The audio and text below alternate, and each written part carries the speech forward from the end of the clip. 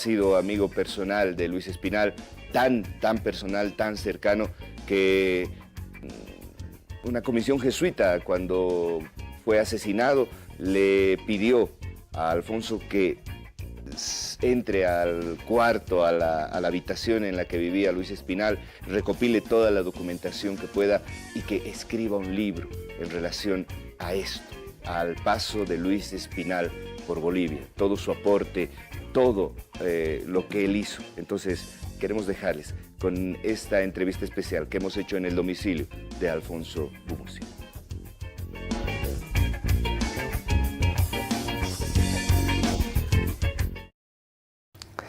Las bondades del periodismo suceden cuando te pueden recibir en su casa personalidades como don Alfonso Gumucio. Sin duda alguna, una referencia en la comunicación, en el cine, y hoy justamente vamos a hablar de eso, en el contexto de este bicentenario, en el contexto de la historia del cine nacional, y luego hablaremos de un personaje central de esto. Alfonso, gracias de verdad por recibirnos en su casa. No, gracias a ustedes por interesarse en las cosas que yo hago. Alfonso, ¿por qué el cine? ¿Por qué el audiovisual? ¿Qué pasó? ¿Qué sucedió? ¿En qué año sucedió?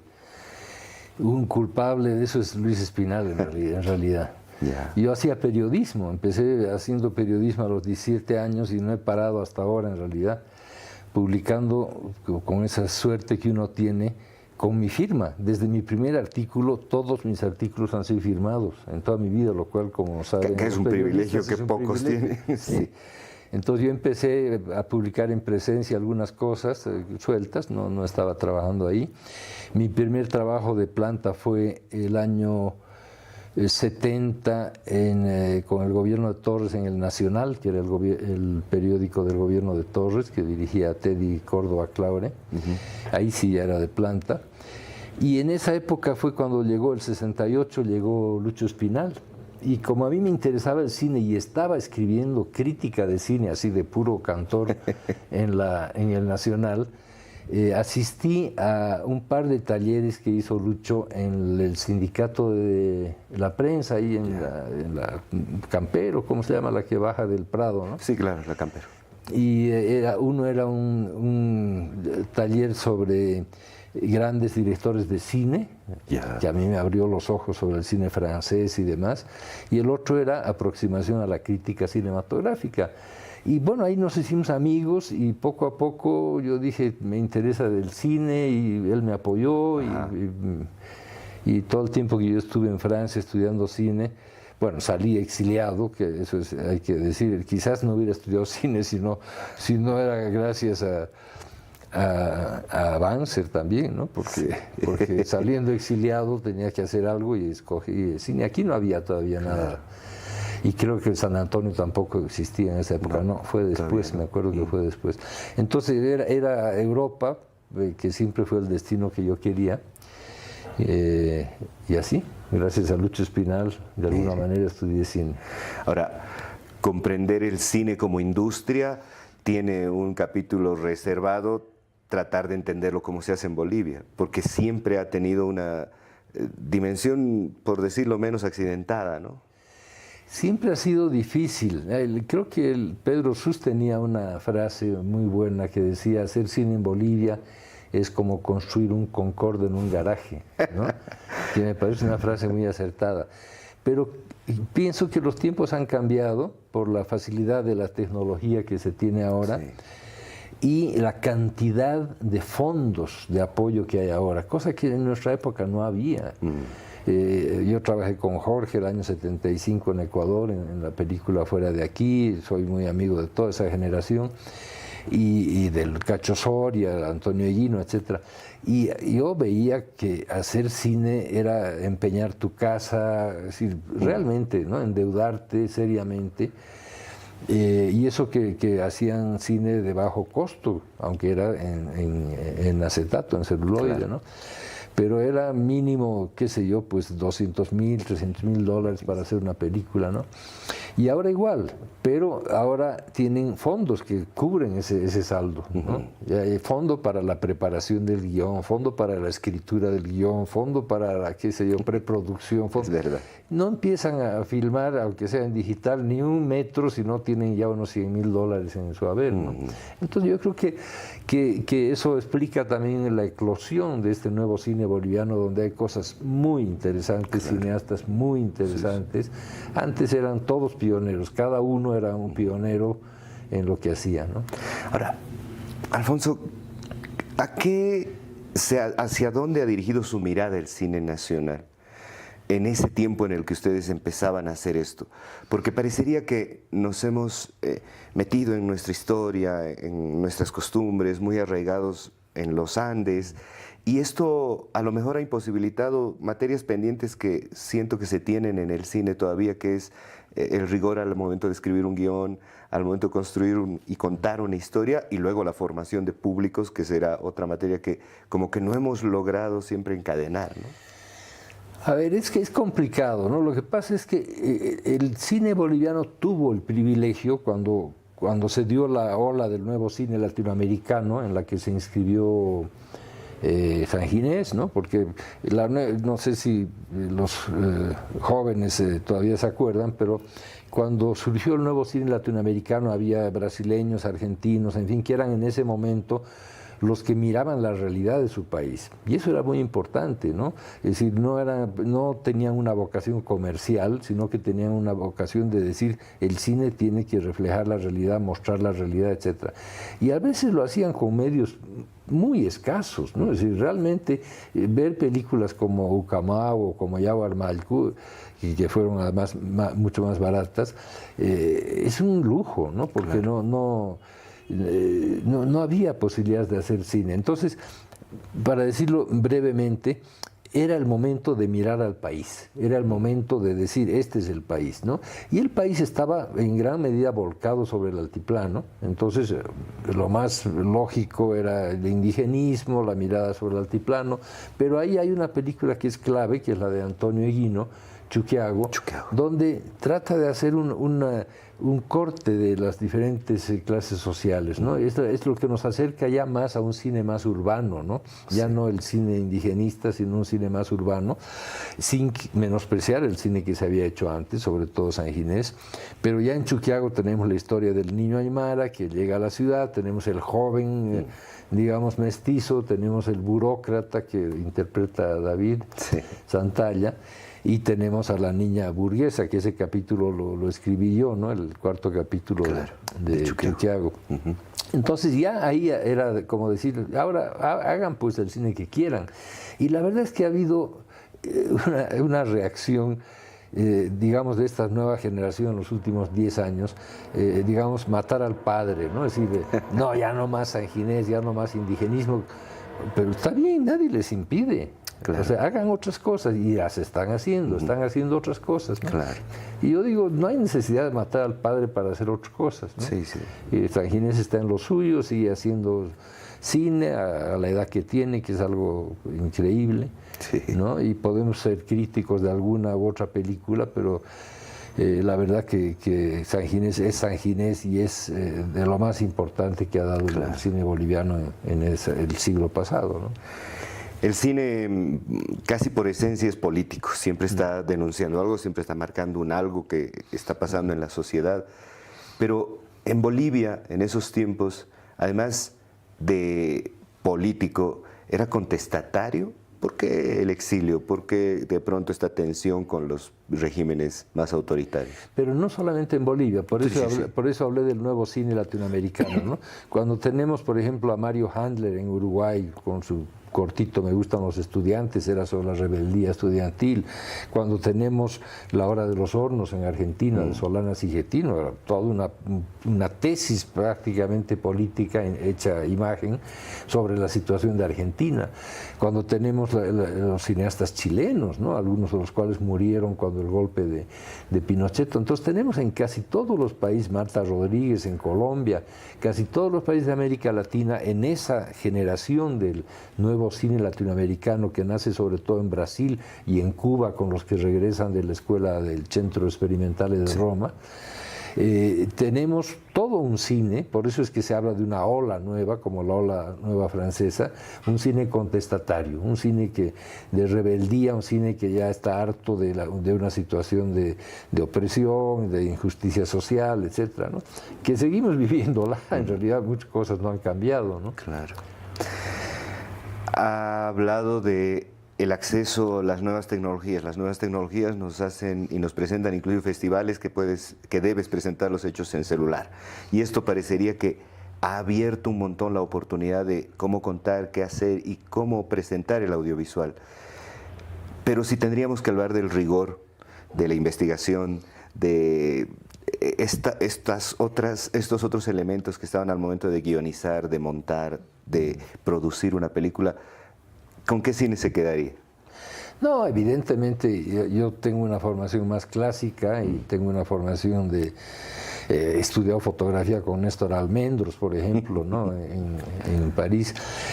Esto de los festivales da oportunidades a todo el mundo. Antes, cuando Antonio o cuando Jorge tenían que enviar una película a un festival, eran pues latas, ¿no? Es decir, eran más de 20 kilos, 40 que más tenían que ir en barco, ¿no? No podían ir en avión. Kilos, bueno, podían ir en avión, pero era un costo el seguro, esto, el otro, enorme, y no se sabía si te iban a devolver la copia después, ¿no?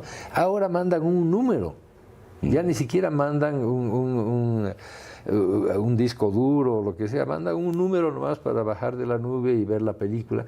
Y además hay festivales, 2 o 3 festivales por semana.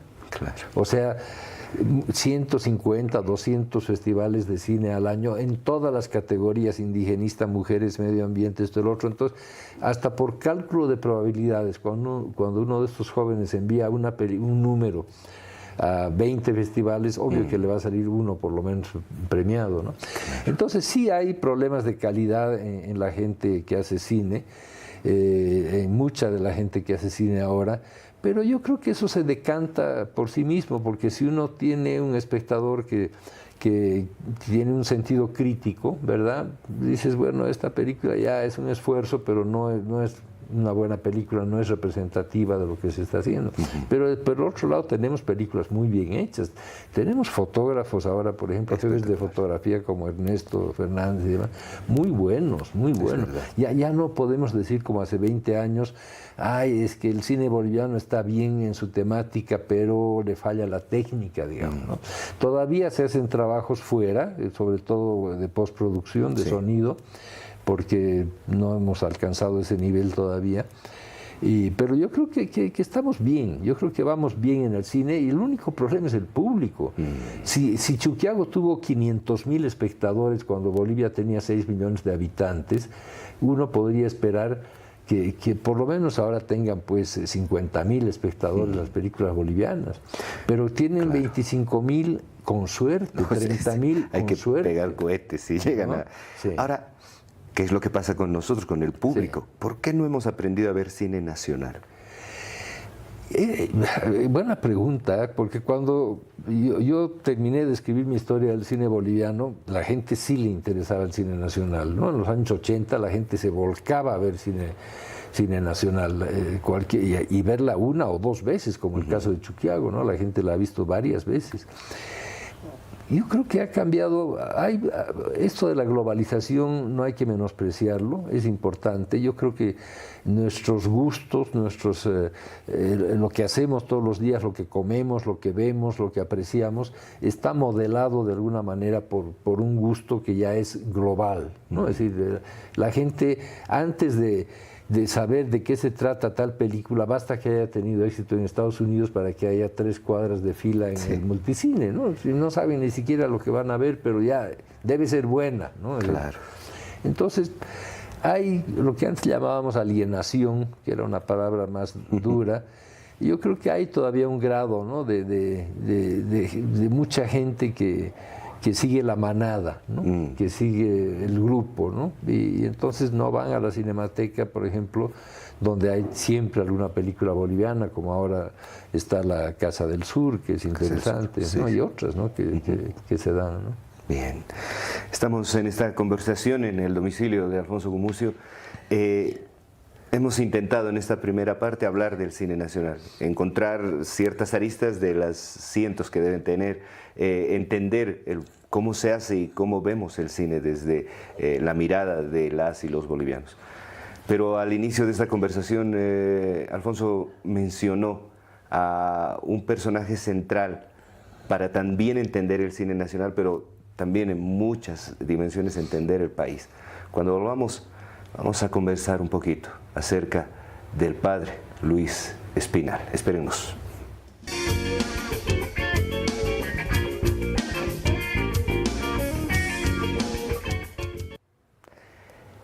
El país no necesita mártires, sino constructores. No queremos mártires, así se queden vacías las horas cívicas.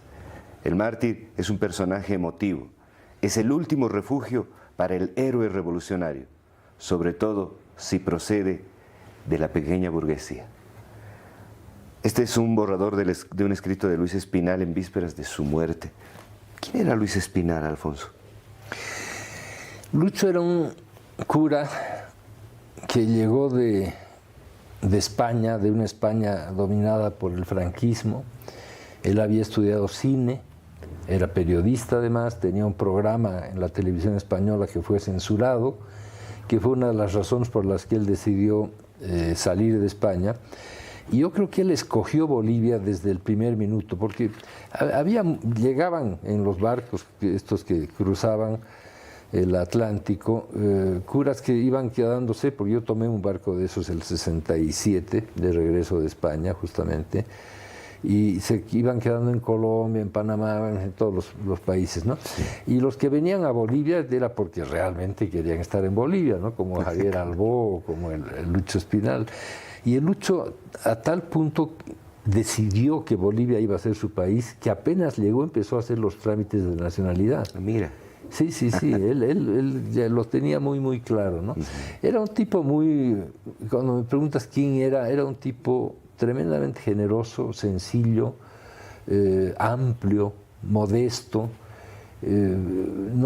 Alguna gente a veces lo ha descrito como que un tipo duro, áspero, políticamente violento. No, era un tipo tremendamente tranquilo, apacible, pero tenía sus ideas bien claras y no estaba dispuesto a ceder sus ideas, ¿no? Y en ese sentido, él se vio involucrado poco a poco en la política, ¿no? O por lo menos en tomar una posición política. Nunca fue partidista, ¿no? Sí. Y poco a poco él vio que era necesario tener una voz, no solamente en lo que hacía en el cine y demás, sino una voz sobre temas políticos. De ahí ese tipo de textos. Él no quería ser mártir, eso es absolutamente cierto. Él de ninguna manera hubiera querido morir de esa manera horrible, ¿no? Yo creo que ese Lucho humano, ese Lucho además inteligente, brillante, conocedor del cine, bien informado del mundo en general, periodista con una amplitud de cultura general, hemos tratado de reflejarlo en el libro que hicimos, que tienes en tus manos, que fue un encargo que me hizo a mí Gregorio Iriarte de la Asamblea Permanente de Derechos Humanos de Bolivia, sí, a los pocos días de la muerte de Lucho Espinal, ¿no? Me dijo, como yo estaba próximo a ellos, me dijo: queremos que hagas un libro sobre Lucho con testimonios de gente que lo ha conocido bastante y que hagas una selección de textos. Entonces yo me metí, fue una experiencia un poco dura para mí, porque me acuerdo que yo me sentaba en realidad en la cama de Lucho, porque frente estaba la estantería de sus archivos, tenía él todo bien organizado, las cosas de cine, sus cartas familiares, sus fotos, todo. Tuve acceso yo irrestricto durante varias semanas a todos sus archivos, y de ahí hice este libro, ¿no? que incluye en la contraportada una foto que le saqué yo en una manifestación de la COB. Oh, esta es foto tuya. Sí, que me la han pirateado. Es histórica además, ¿no? Me la han pirateado 20.000 veces. Y ¿no? nadie le pone crédito. Nadie le pone crédito, sí. Está Javier. Pero bueno, fue una experiencia interesante Y el libro, sin embargo, cuando lo entregué un mes antes de julio del 1980, del golpe, se lo entregué a Gregorio Iriarte para que lo publiquen, pero vino el golpe y yo ya no supe más hasta que vi esta edición años después que se había publicado, no sé si el mismo 80 o el 81 en Perú, no tiene fecha de imprenta lamentablemente. Sí. Pero se publicó sin nombres para preservar la seguridad de todos, ¿no? Claro. Y después se publicó otra edición con otro ¿no? título, ¿no? Una en Barcelona, que era con otra tapa, ¿no? Y finalmente no había una edición boliviana. Entonces el año 2017 salió esta, que tiene toda una historia, porque estábamos, había algún fiscal de estos tontos y quería exhumar los restos de Lucho Espinal para hacer una autopsia. La autopsia ya se había hecho inmediatamente después de la muerte, claro. se conocía el número de balazos, cómo lo habían golpeado, todo. La autopsia la hizo mi amigo Rolando Costa Arduz, ¿verdad? Y otros médicos, pero el protocolo de la autopsia estaba firmado por él. Y resulta que este fiscal quería hacer una nueva autopsia para dilatar el juicio en realidad, ¿no? Es decir, postergarlo más y más, para que los responsables no entren a la cárcel. Entonces yo no estaba en ese momento en Bolivia, me escribe Costa Arduz y me dice, estamos con este problema y no encuentro el protocolo de la autopsia. Y le digo, pero Rolando, está publicado en el libro que se publicó en Perú, ¿no? Porque aquí está el protocolo de la autopsia. Y me dice, es cierto, bueno, y con eso se paró el asunto.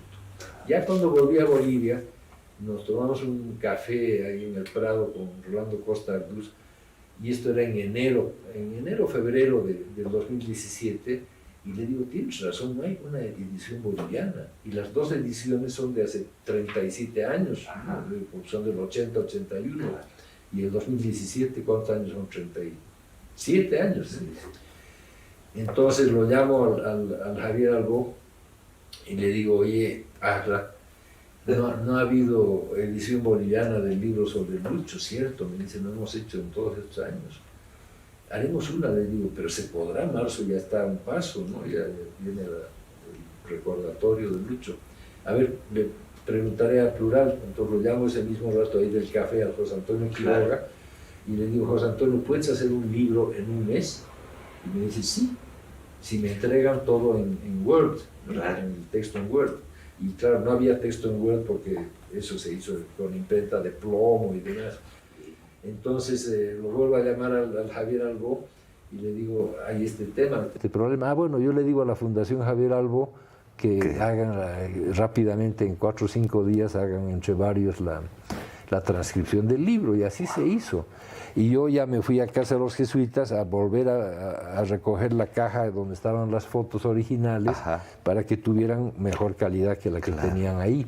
Entonces, en un mes se hizo este libro y salió ya con la foto original de Antonio Eguino, que es hermosa foto, y ya con mi nombre como coordinador del libro, el nombre de Javier Albó, de Antonio Peredo y Gregorio Iriarte, que son los 3 que hicieron los capítulos, ¿no? Entonces, esa fue la historia del libro. Pero realmente no nos habíamos acordado en 30 y tantos años de que no había una edición en Bolivia y de que nadie conocía el libro, ¿no? Wow. Sí. Me ha llamado mucho la atención que en una parte del libro mencionas a los torturadores con nombres y apellidos. Claro. ¿Dónde se documentó esto? ¿De dónde todo ya se sabía. Gregorio Iriarte tenía toda la información. Toda la información. Sí, Gregorio escribió el capítulo sobre cómo lo mataron. Todo fue un capítulo muy duro para él y para todos leerlo también. Pero ya se tenía toda la información. Es decir, ha tardado esto tantos años, ¿no? Y igual creo que están sueltos algunos de los asesinos. Ahora, Luis Espinal marca un tiempo en el que la recuperación de la democracia se volvió como una aspiración de las personas, unos procesos dictatoriales muy seguidos que terminan en el 82, pero que hasta esa fecha habían desaparecido, habían hecho un montón de cosas. Una investigación que sale en el semanario Aquí creo que marca el destino de Luis Espinal. ¿Cómo se vivía ese tiempo para ustedes, para el grupo? Los que estábamos en el semanario aquí sabíamos que podía pasarnos alguna cosa, pero no nos imaginábamos que podía pasarnos lo que le pasó a Lucho Espinal. Ya en enero del año 80 nos habían puesto una bomba en la oficina que teníamos ahí, creo que era frente a la estación central, pero la habían puesto afuerita, o sea, hubo daños en la puerta, etcétera, pero claro, no más. Como una amenaza, ¿no? Una amenaza, sí. Y pensábamos que podían darnos una pateadura o tomarnos presos o algo, ¿no? Aunque todavía estábamos en periodo de la democracia, ¿no? Sí. No podían tomarnos presos en la época de doña Lidia Gayler, ¿no? Pero nuestro afán realmente era que se sepa que había planes golpistas, que se sepa que había planes autoritarios, que todo no se había desmontado todo el aparato militar y paramilitar que había desde la época de Banzer, ¿no? Claro. Y entonces eso fue lo que hacíamos nosotros, y por eso el semanario aquí tenía tanto éxito. La gente lo iba a esperar el sábado en la mañana a primera hora, y se vendían muchos ejemplares realmente, ¿no? Y fue una experiencia interesante, difícil, riesgosa, por eso salimos todos al exilio en realidad, y algunos murieron, pero creo que en Bolivia hace falta eso, hace falta un sentido crítico que se está perdiendo, ¿no? Ahora aceptamos cualquier cosa, pasan las cosas más increíbles y las aceptamos como anécdotas, claro. No nos conmueven y no nos sublevan. En esa época nos sublevaban esas cosas, ¿no? Además que nos ha comido un poco la polarización, ¿no? Porque o eres periodista de este lado o de este lado. No existe la idea del ecuánime, de la mirada crítica, porque ahí te colocan en el plano del tibio. Claro. Y entonces todos perdemos, ¿no? Lo que pasa es que ya la gente solamente sabe de etiquetas, no analiza el fondo, ¿no? Por ejemplo, yo rechazo eso de izquierda y derecha, porque ya no existe. Bueno, ya no existe. Existe gente progresista, gente que quiere cambios, y gente conservadora, gente que no quiere que cambien las cosas, ¿no? Pero en realidad lo que vemos ahora en la política internacional es un reflejo de lo que pasa también en Bolivia. Una alianza, por ejemplo, entre Trump y Putin, nadie claro, podía soñarla, impensada, ¿no? Pero eso es lo que está pasando. O sea, ya no hay esa cosa de valores de izquierda y valores de derecha, ¿no? Entonces hay confusión en la gente joven también, y por eso la gente joven está tan ajena a la política, no se quiere meter, prefieren ocuparse de los perritos o de, qué sé yo, otras afanes que tienen ahora, ¿no? Claro. Alfonso, en este pedazo de conversación hemos querido rescatar tus valoraciones en torno a el cine, en torno a Luis Espinal, este trabajo que has hecho a nivel comunicacional, periodístico de tantos años, nos obliga a, de alguna manera, a hacer una suerte de provocación. ¿En qué está fallando el periodismo hoy? ¿En qué estamos fallando desde la comunicación hoy? Bueno, en mi época de periodista, no sé si tú conoces el término colgandijos, sí, que eran los muchachos que salidos fresquitos recién de estudiar periodismo, sí, que iban con su grabadora, ahora con su celular, y simplemente se colgaban de las preguntas que hacían otros periodistas con más experiencia, ¿no? Yo creo que eso abunda, yo creo que pero no sé si es culpa de los periodistas, la verdad. Hay saturación de periodistas, hay saturación de carreras de periodismo, entonces son muy pocos los que de alguna manera pueden hacer algo que sea más interesante, ¿no? Yo siempre les digo, cuando doy clases, alguna charla, digamos, en la Católica o en algún lado, a estudiantes de comunicación, les digo, el techo del periodismo es bajo, hay que tener cultura general, hay que estudiar bastante para poder subir, ¿no? Y los muchachos de ahora, y eso responde a la pregunta, no tienen cultura general. En una clase de hace pocos días en la Católica, no, semanas o no sé cuánto tiempo, un profesor les preguntó a sus estudiantes quién era el Che Guevara. Y creo que se levantaron 3 brazos, y uno decía que era un narcotraficante, el otro que era un futbolista, y el otro dijo, creo que es un político. O sea, a ese extremo llegamos. Claro. O sea, los chicos de ahora no tienen idea de nada. Y sin embargo manejan mucha más información de la que teníamos 30 años atrás, porque en su celular todo el tiempo están recibiendo estímulos, ¿no? Claro. Pero son incapaces de hilar, de conectar los puntos, ¿no? Para poder tener una visión crítica de la realidad. Entonces, parte es eso, parte es la formación que reciben y parte es esta falta de interés en el mundo, en algo más amplio. Son como autistas, con perdón de los autistas, que están metidos en su celular, e incluso conversando con el que está al lado a 2 metros, ¿no? Y su mundo es ese, ¿no? Están como en una cápsula, ¿no? Entonces, claro, ¿qué clase de periodista es uno que no tiene una cultura general más amplia? Que no es curioso. De verdad que no es curioso. Alfonso, gracias, de verdad.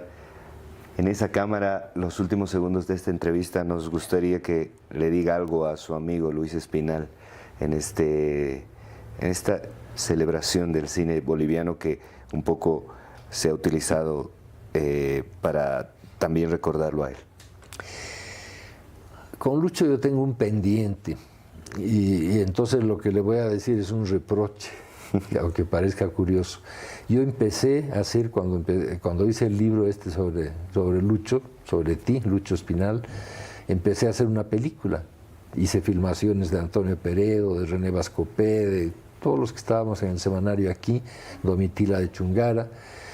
3 veces intenté completar la película consiguiendo pequeños financiamientos aquí y allá y siempre pasó algo rarísimo, se perdían los rollos, se perdía el sonido porque eran 16 la película y al final dije, Lucho no quiere que se haga la película. Entonces ese es mi reproche, Lucho, tú no has querido que se haga la película. Hay rollos en La Habana, hay rollos en Alemania, hay rollos en Lima, pero ya no se hizo y no se va a hacer, porque yo ya dije, tú no quieres, no se hará. Pero lo que has dejado, aparte de tu labor en el cine, lo que has dejado como valores humanos a los bolivianos es impagable y por eso siempre hay flores en el cementerio general y yo siempre pongo un clavel cuando voy a verlo a mi padre, paso por tu tumba y te pongo un clavel y veo que siempre está lleno, ya no hay dónde poner flores. Quiere decir que la gente te recuerda todavía con mucho cariño y mucho amor por todo lo que diste por Bolivia, incluida tu muerte, pero diste en 12 años algo increíble. Solo 12 años de estadía en Bolivia hiciste muchísimo por este país. Alfonso, gracias. Entendemos que no atiende muchas entrevistas, pero que nos sentimos completamente valorados y esperamos que esto quede como un material que siempre registre de alguna manera también su aporte y su paso por la comunicación, el cine y el periodismo. Gracias. Gracias a ustedes por el interés y por venir a mi casa. Gracias, gracias de verdad.